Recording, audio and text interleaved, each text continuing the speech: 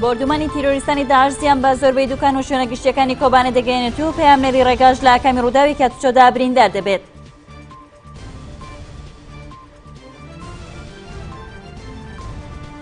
لە پارێزگای ئەنبار چەکدارانی داعش 245 کەسی گولەباران کرد.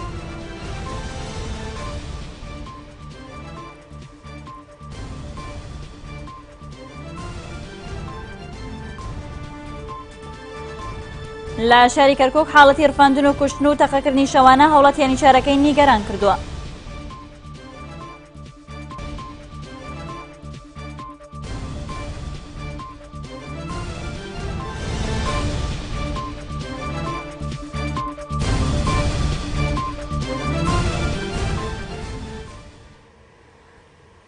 سڵاوتان لەبێ خۆشەویستان، فەرموون لەگەڵ هەواڵەکان. لە کەمی ڕووداوی کاتوچۆدا لەسەر سنووری کۆبانێ پەیامنێری ڕێگا لە شاری کۆبانێ لە ڕۆژاوی کوردستان بریندار دەبێت و ڕەوانەی نەخۆشخانە دەکرێت. یەڵماز بیلن پەیامنێری ڕێگا کە ماوەی زیاتر لە 40 ڕۆژە هەواڵ و زانیاریەکانی شاری کۆبانێ ڕووماڵ دەکات، شەوی ڕابردوو لە کاتی ڕووماڵکردنی هەواڵی گەیشتنی پۆلێک پێشمەرگەی کوردستان بۆ شاری کۆبانێ دووچاری ڕووداوێکی کاتوچۆ دەبێت و بەهۆی ئۆتۆمبیلەکەی وەردەگەڕێت و خۆشی بە مەبەستی چارەسەرکردن ڕەوانەی نەخۆشخانە دەکرێت. دوای دەرچوونی لە نەخۆشخانە یەڵماز بیلن پەیامنێری ڕێگا ڕایگەیان لێ سەداباری تەندروستی جێگیرە و چارەسەری پێویستی بۆ کراوە.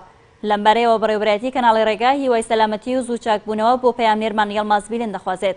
یەڵماز بیلن پەیامنێری ڕێگا لە شاری کۆبانێ توانیوێتی لە سەرەتای ڕووداوەکانی کۆبانێ و ڕوبەڕووبوونەوەی نێوان شەڕڤانان و چەکدارانی داعش بوێرانە ڕووماڵی ڕووداوەکانی ناو شاری کۆبانێ بکات، ڕێگا لەو ماوەیەدا توانیوێتی لە ناو جەرگەی شاری کۆبانێ ڕووداوەکان بۆ بینەران بگوازێتەوە.